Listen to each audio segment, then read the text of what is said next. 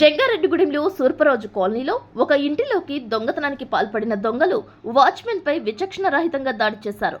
పెన్మెత్స లోకనాథరాజు ఊరు వెళ్లే నిమిత్తం 65 సంవత్సరాల బలగం అప్పారావు అనే వ్యక్తిని కాపలాగా పెట్టారని ఏలూరు జిల్లా టీడీపీ అధికార ప్రతినిధి బొబ్బర రాజ్పాల్ కుమార్ తెలియజేశారు. దొంగతనానికి వచ్చిన వారిని ప్రతిఘటించే నిమిత్తంలో అప్పారావుపై దాడి చేయగా శిరస్సు భాగం, ముఖం మీద తీవ్రంగా గాయపరిచినట్లు తెలియజేశారు. క్షతగాత్రుడి కుమారుడు సింహాచలానికి సమీపస్తులు సమాచారం ఇవ్వడంతో ప్రాణాపాయ స్థితిలో హుటాహుటిన జంగారెడ్డిగూడెం ప్రభుత్వాసుపత్రికి తరలించారు. సిఐ వెంకట్ సుభాష్ గాయాల పాలైన అప్పారావు కుటుంబ సభ్యుల నుంచి వివరాలు అడిగి తెలుసుకున్నారు. పోలీసులు పర్యవేక్షిస్తున్నారు. తీవ్ర గాయాలు పాలైన అప్పారావును మెరుగైన వైద్యం కోసం ప్రైవేట్ హాస్పిటల్ కు తరలించారు. హాస్పిటల్లో రోగులకు అందుతున్న వైద్య సేవలపై డ్యూటీ డాక్టర్ నిర్లక్ష్యంగా వ్యవహరిస్తున్నారని రాజుపాలెం కుమార్, హెచ్డిఎస్ కమిటీ సభ్యులు నాయుడు శ్రీను మీడియా వద్ద వాపోయారు. నిన్న ఎంపీ పర్యటనకు వచ్చినప్పుడు సైతం డ్యూటీ డాక్టర్ అందుబాటులో లేరని అసహనం వ్యక్తం చేశారు.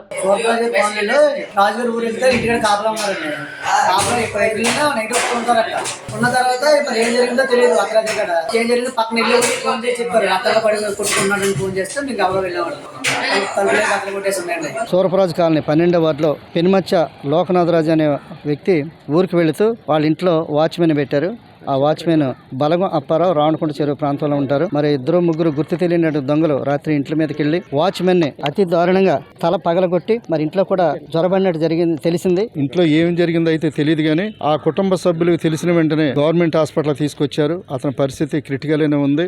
దీని వెంటనే పోలీసు వారు కూడా స్పందించారు. మరి దాన్ని ఖండిస్తూ ఇటువంటి నేరం పాల్పడే వారిపై పోలీస్ డిపార్ట్మెంట్ వారు ఇంకా కఠిన పరమైన నిర్ణయాలు తీసుకోవాల్సిందిగా కోరుచున్నాం. ఈ రోజు గవర్నమెంట్ ఆసుపత్రికి సూర్పరాజు కాలనీ నుంచి ఒక వ్యక్తిపై దాడి జరిగితే ఆ వ్యక్తి సౌబతుకుల మధ్య రావడం జరిగింది. అతనికి తక్షణ వైద్యం చేయాలని చెప్పేసి మన పార్టీ నాయకులు అధ్యక్షులైన కిషోర్ గారు, అలాగే జిల్లా నాయకులు గారు మొత్తం చాలా మంది ఇక్కడికి వచ్చి ఉన్నారు. అయితే ఇక్కడ డ్యూటీలో ఉన్న డాక్టర్ గారు సునీల్ గారు నిన్న ఎంపీ గారు వచ్చినప్పుడు కూడా ఆయన అందుబాటులో లేడు. క్యాజువాలిటీలో డ్యూటీలు ఉండి డ్యూటీలో లేకుండా ఉన్నాడు. ఆయన వచ్చినప్పుడు కూడా ఎంపీ గారు వచ్చిన అరగంటకి తర్వాత ఎప్పుడుకో రావడం జరిగింది. ఆయన ఇప్పుడు ప్రస్తుతం ట్రీట్మెంట్ ఏం జరుగుతుందో ఏంటని అడిగితే క్రిటికల్ ఉన్న కేసును కూడా అవుతుంది, బాగానే ఉంది అని ఏదో 2 ముక్కలు చెప్పి ఆయన కుర్చీలోంచి లేవకుండా అలా కూర్చొని సమాధానం చెప్పడం జరిగింది. దీనిపై మేము చాలా సీరియస్ గా తీసుకుంటాము. ఎందుకంటే ఏది ఇడిచిపెట్టను. నేను హెచ్డిఎస్ మెంబర్స్. ఎందుకంటే ఇక్కడ యాక్చువల్ గా ఇక్కడ ఆసుపత్రికి సంబంధించి ఇక్కడ కొంతమంది డాక్టర్ల నిర్లక్ష్యం బాగా ఎక్కువగా ఉంది.